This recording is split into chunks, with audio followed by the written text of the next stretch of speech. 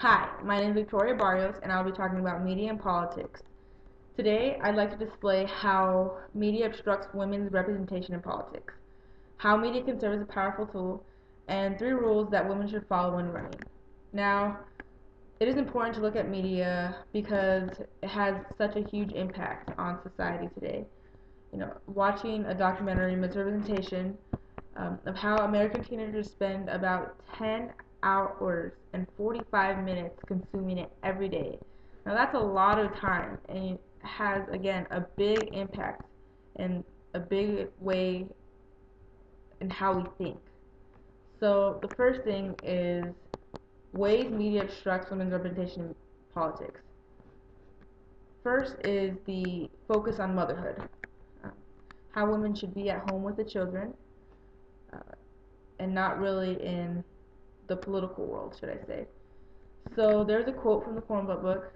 The role of VP, it seems to me, would take about an awful lot of her time, and it raises issues of how much time will she have to dedicate to her newborn child. Now that was with Sarah Palin, and it focused on her family life instead of what she could bring to the table. They didn't really look at Biden's family, Obama's family, or even McCain's family. They didn't focus on their family that much. Um, the second was that they focused on appearance. Again, Sarah Palin, very beautiful woman. They focused on her looks, how she was in the beauty pageant, just things that didn't bring a lot to how she could run for VP, the spot for VP. And women are usually in objects in movies, shows, and music, and it just doesn't show them as powerful. Third is that they focus on characteristics. Now, again, I have a quote from the Friedkin, Kenny, and Woodall. For reasons of cognitive economy, we categorize others as members of particular groups about which we often have a great deal of generalized and stereotypical knowledge. Um, Men and women are put into these categories, and they can't really. It's like they can't really move out of them. So men are seen as aggressive, forceful, and independent, whereas women are seen as kind, helpful, and sympathetic. Um, and if a woman dares show that she's aggressive, a little forceful, that she can handle these so and so man issues, um, it it seemed that it's like kind of looked down upon. It makes her seem not like how dare her. Now, the second thing I'd like to talk to you about is ways media can serve as a powerful tool. The first way is focus on the candidate. There's a good international example of Angela Merkel, where she was presented as a woman who wants to govern, as being goal-oriented and strong and being ambitious. You know, they kind of gave her an even playing field with her male candidates, should I say? Um, gave her the ability to show her strengths and how she could fulfill her position. Didn't really give her much of the double binds. The second way is to illustrate women as qualified. Show examples of strong women through media.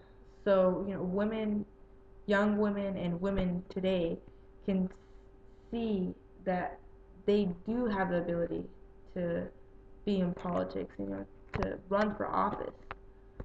Um, the last thing I'd like to talk to you about is the 3 rules that I would suggest to candidates when they're running. Uh, Display all strengths.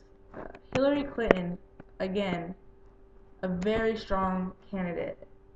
Uh, she wanted to show she could handle it with, like we saw in some man issues, and kind of lost sight of her other strengths with women issues and um, handling handling them all together. Just instead of focusing on how she could handle these man issues, um, she needs she needs to just lose sight of that basically and show her that she's the all-around package. Not even worry about that. Um, Prepare for campaigns. Second one, big. Uh, I'm going to use Sarah Palin again on the Katie Couric interview with CBS.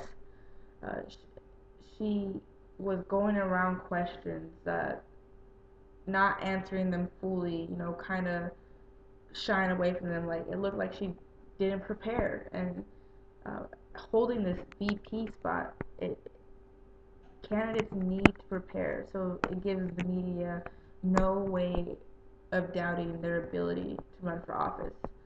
Um, and the last one is, I think, is the most important, is be confident. Um, I have this quote from Lawless and Fox. Uh, and even when women do reach the second stage of the process, a greater proportion of women than men are held back by their negative self-assessments. Now, women can be their worst enemy, and they need to just see that they themselves can handle issues. They can run that spot. They do have the abilities. They are qualified to hold these positions. That's the biggest thing they can do, is help staff confidence.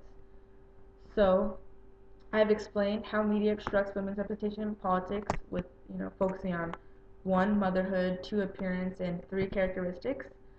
How it can serve as a tool. One way is for the focus on the candidate. The second is to illustrate women as qualified.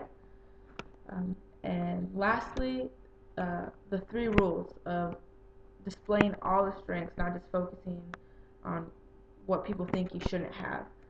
Prepare for campaigns, and to lastly, be confident.